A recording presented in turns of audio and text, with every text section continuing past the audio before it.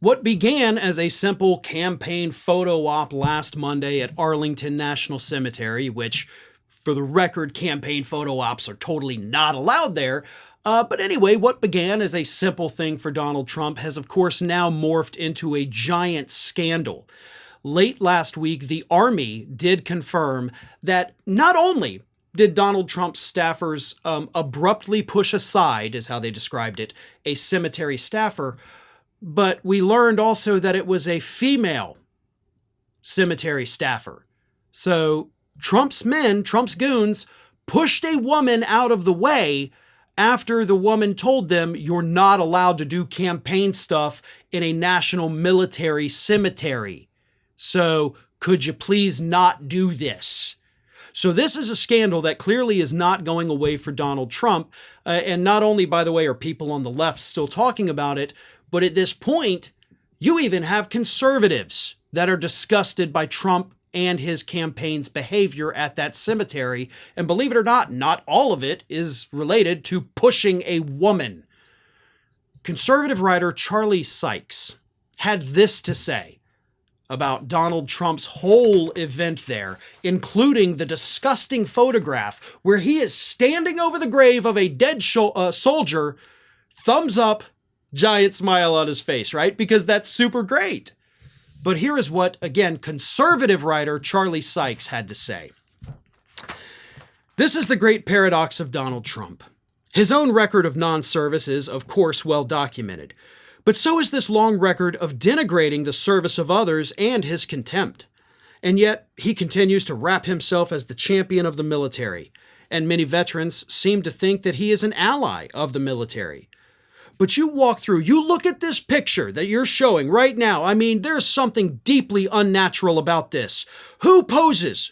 Posing with a thumbs up in front of a grave of a fallen soldier. Who does that? Somebody who, frankly, just does not understand what this sacrifice means. And I couldn't have said it better myself. I agree with every single word that Charlie Sykes said there. And Sykes went even further. Because it's not just this event. This is not the first time that Donald Trump has clearly disrespected our fallen soldiers. As Sykes goes on to point out, he has a history of it. And you go back through, whether it's the attack on John McCain for being a POW or his suggestion at one point that he did not want the disabled veterans to be in an Independence Day military parade because it would make him look bad, or his comments to his former chief of staff, retired General John Kelly, when they went to Arlington in 2017 and they're standing next to John Kelly's son Robert, who was a lieutenant who was killed in Afghanistan, and Donald Trump said to General Kelly, "I don't understand why they do this.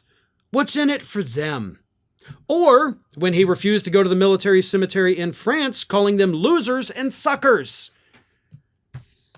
And Sykes isn't done yet.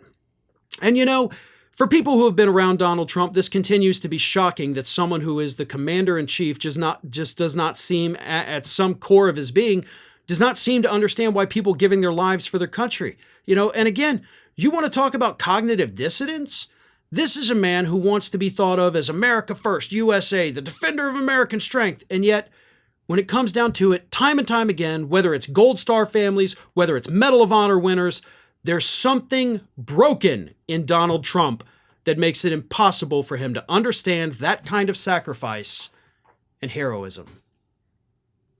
Once again, even though Charlie and I probably disagree on every single issue, I have no issue at all with what he said there because it's 100% accurate. And honestly, that attack against Donald Trump, very well are articulated, just a powerful punch showing how much contempt Donald Trump has for our armed services, for our fallen soldiers. That should be a campaign message that Democrats move forward with at this point. Republicans for decades have tried to pretend that they are the party of the troops. We're the party of the veterans. They have screwed them over at every turn. But never until Donald Trump did they show this level of open contempt for them. And that should be a huge campaign issue moving forward. Hi, everyone. This here is little Athena.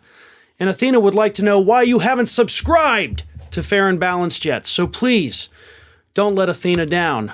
Subscribe today.